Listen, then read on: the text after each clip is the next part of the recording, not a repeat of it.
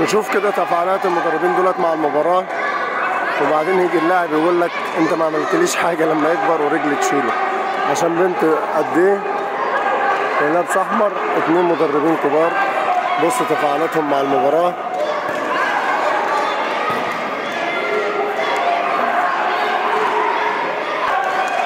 بص المدرب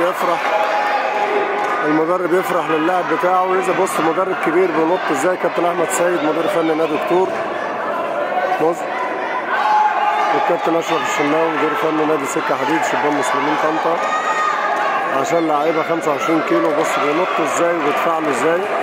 ولما اللاعب يكبر ينسى دور مدربه عليه، وولي الامر في لحظه ينساه ويقول لك انت عملت لي ايه.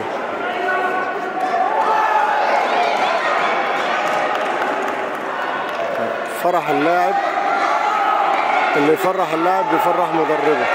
بص 110 كيلو بينط في الهواء عشان 25 كيلو بيتفاعل.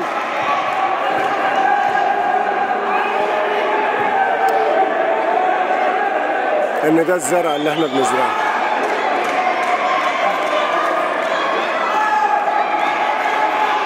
بص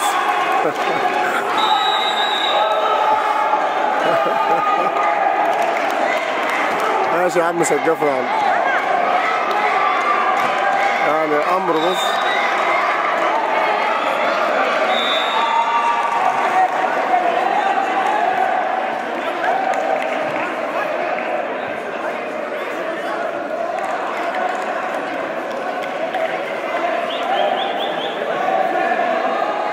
واللاعب زعلان كمان اهوت، اهو اللعيبه زعلانه ومش عاجبها.